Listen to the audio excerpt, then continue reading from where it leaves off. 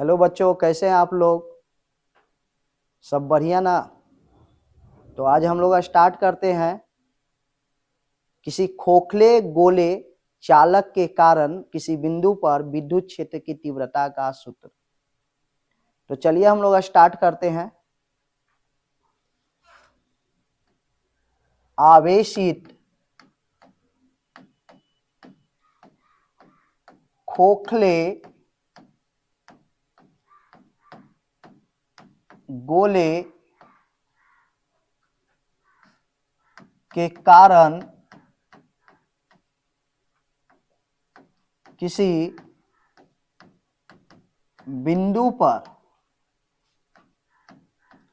पर विद्युत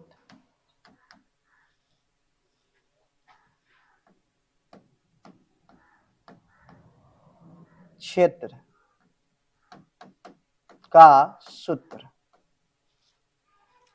आवेशित खोखले गोले के कारण किसी बिंदु पर विद्युत क्षेत्र का सूत्र।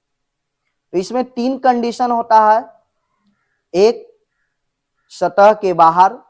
दूसरा, आवेश सतह पर फैला होता है तो सतह पर। और तीसरा कंडीशन होता है सतह के अंदर। तो चलिए हम लोग देखते हैं आवेशित खोखले गोले के कारण किसी बिंदु पर विद्युत क्षेत्र का सूत्र। तो ये एक आवेशित गोला है, एक आवेशित गोला है।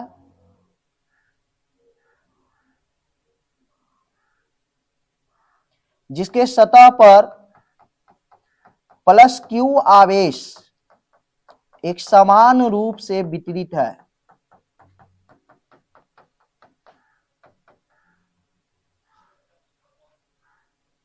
एक खोखला गोला है, खोखले गोले के बाहरी सतह पर आवेश एक समान रूप से वितरित है।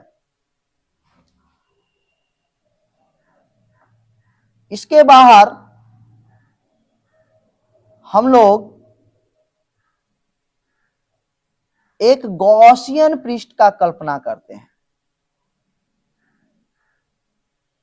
जिसका टोटल एरिया A है और इस गोले के क्षेत्र का एक छोटा सा क्षेत्र, सूक्ष्म क्षेत्र D है। हम लोग जानते हैं कि प्लस क्यू आवेश के कारण विद्युत क्षेत्र की दिशा बाहर की ओर होती है। तो विद्युत क्षेत्र की दिशा किधर होगी? बाहर की ओर होगी। ये डीए है तो डीए का डायरेक्शन भी एरिया वेक्टर का डायरेक्शन क्या होगा? सेम होगा, विद्युत क्षेत्र के दिशा में होगा तो थीटा का वैल्यू 0 डिग्री हो जाएगा। पिछला क्लास में भी आप लोग को बता दिए थे गॉस पर में डीए से गुजरने वाला विद्युत फ्लक्स, डीए का डायरेक्शन क्या होगा, ई का डायरेक्शन क्या होगा। तो इस पॉइंट को हम लोग P1 मान लेते हैं और सतह के पॉइंट को P2 मान लेते हैं और P2 और सेंटर के बीच में कोई पॉइंट को हम P3 मान लेते हैं।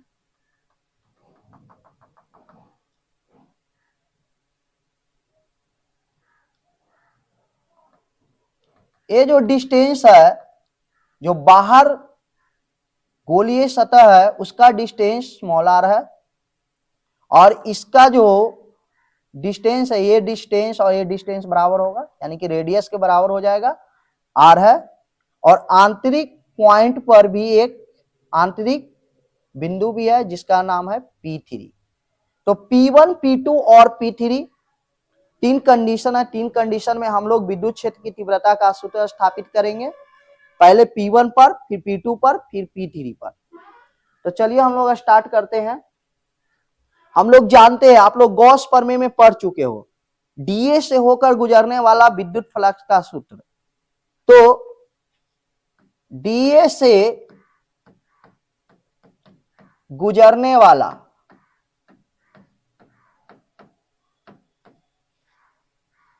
विद्युत फ्लक्स, डीए से गुजरने वाला विद्युत फ्लक्स डी फाई ई बराबर E D A cos theta होता है। अब चूंकि हम लोग जानते हैं कि यहां पे थीटा का वैल्यू 0 डिग्री है तो थीटा का वैल्यू 0 डिग्री पुट करेंगे, तो 0 डिग्री पुट करने पर डी फाई ई बराबर हो जाएगा E D A cos 0 degree, यानी कि ई डी ए कॉस 0 का वैल्यू होता है 1, ई डी ए हो जाएगा। यदि हम बात करें नेट फ्लक्स की, तो नेट फ्लक्स क्या होता है? ये तो एक छोटा सा फ्लक्स है, डीए से गुजरने वाला फ्लक्स एक छोटा सा फ्लक्स है।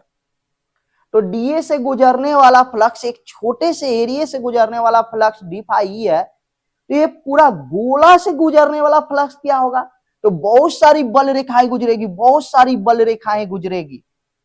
तो टोटल फ्लक्स क्या होगा? तो टोटल फ्लक्स होगा, नेट फ्लक्स होगा, इसको इंटीग्रेट कर देंगे। जब भी नेट का बात आएगा, टोटल की बात आएगी, उसको हम लोग इंटीग्रेट करते हैं।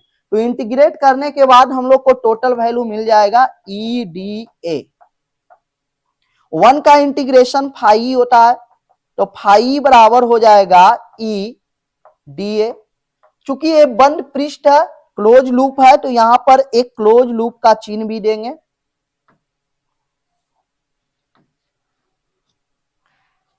तो यहां से फाई इक्वल टू हो जाएगा ई इंटू, अब 1 का इंटीग्रेशन एक रिस्पेक्ट में ए हो जाएगा, तो फाई बराबर ई ए हो जाएगा। अब हम लोग जानते हैं कि गोले का क्षेत्रफल बराबर क्या होता है? गोले का क्षेत्रफल होता है 4 पाई आर स्क्वायर। तो यहां से ए बराबर 4 पाई आर स्क्वायर, ए बाहरी गोले का क्षेत्रफल, ए बराबर 4 पाई आर स्क्वायर। तो फाई बराबर हो जाएगा E into 4 pi R square. आप लोग पढ़ चुके हो गॉस प्रमेय से, गॉस प्रमेय से फाई बराबर क्यू बाई एप्सिलॉन नॉट होता है। गॉस प्रमेय में हम लोग पढ़े थे कि किसी बंद पृष्ठ से होकर गुजरने वाला विद्युत फ्लक्स कुल फ्लक्स का 1 बाय एप्सिलॉन नॉट गुना होता है, कुल आवेश का 1 बाय एप्सिलॉन नॉट गुना होता है। तो यहां से इसलिए हो जाएगा फाई का value Q by epsilon naught E into 4 pi R square. तो आप यहां से ई फाइंड कर लो, ई क्या होगा?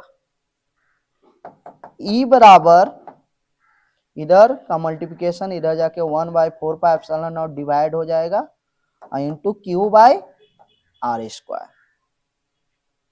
तो ये हो गया सतह पर, सतह के बाहर, अर्थात P1 पर। तो P1 पर विद्युत क्षेत्र के तीव्रता का सूत्र आया 1 by 4 pi epsilon naught Q by R square. अब हम लोग देखते हैं बिंदु P2 पर, बिंदु P2 पर। तो बिंदु P2 पर क्या होगा? चलिए इसको हम E1 मान लेते हैं, इसको E2 मान लेते हैं। जब R डिस्टेंस था तो विद्युत क्षेत्र की तीव्रता का सूत्र था 1 by 4 pi epsilon naught Q by R square. जब डिस्टेंस ए वाला आर होगा, कैपिटल आर, अब तो सतह पर निकालना है, तो सतह का डिस्टेंस, सेंटर से डिस्टेंस कितना है, यानी कि इस गोले पृष्ठ का रेडियस कितना है, त्रिज्या कितना है, आर है। तो E2 बराबर 1 by 4 pi epsilon naught Q by, यहां आर स्क्वायर है तो यहां पर आर स्क्वायर हो जाएगा। ये हो गया E2 का सूत्र। E2 बराबर, तो P1 पर निकल गया, P2 पर निकल गया। अब हम लोग निकालते हैं P3 पर, आंतरिक बिंदु P3 पर। तो P3 पर कितना होगा? तो यहां पे सबसे पहले हम लोग देखेंगे कि क्या अंदर में कोई विद्युत फ्लक्स बन रहा है। तो अंदर में कोई विद्युत फ्लक्स नहीं बन रहा है, क्योंकि अंदर में आवेश नहीं है। जब अंदर में आवेश नहीं है तो विद्युत फ्लक्स भी नहीं बनेगा, क्योंकि हम लोग जानते हैं कि विद्युत फ्लक्स आवेश के कारण ही बनता है। तो phi equal to Q by epsilon naught, अंदर में कोई आवेश नहीं है, यानी कि टोटल फ्लक्स 0 हो जाएगा। अब चूंकि आप लोग पढ़े हो कि फाई इक्वल टू क्या होता है, ई ए कॉस थीटा, तो यहाँ फाई का वैल्यू 0 हो गया तो ई ए कॉस थीटा, यहां से ई बराबर भी 0 हो जाएगा। तो ये था किसी खोखले आवेशित गोले के कारण किसी बिंदु पर विद्युत क्षेत्र के तीव्रता का सूत्र। तो आवेशित गोले के कारण तीन स्थिति बनती है, एक सतह के बाहर, दूसरा सतह पर और तीसरा सतह के अंदर।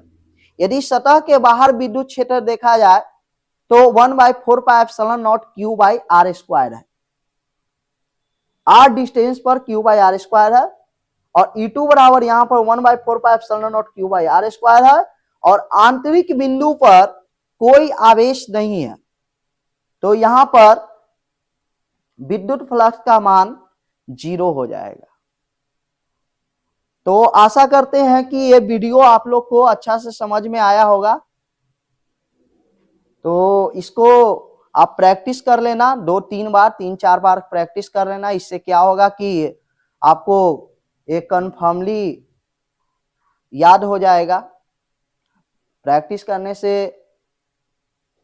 याद हो जाता है। तो बाकी हम लोग नेक्स्ट क्लास में देखेंगे। इस क्लास को यहीं पे स्टॉप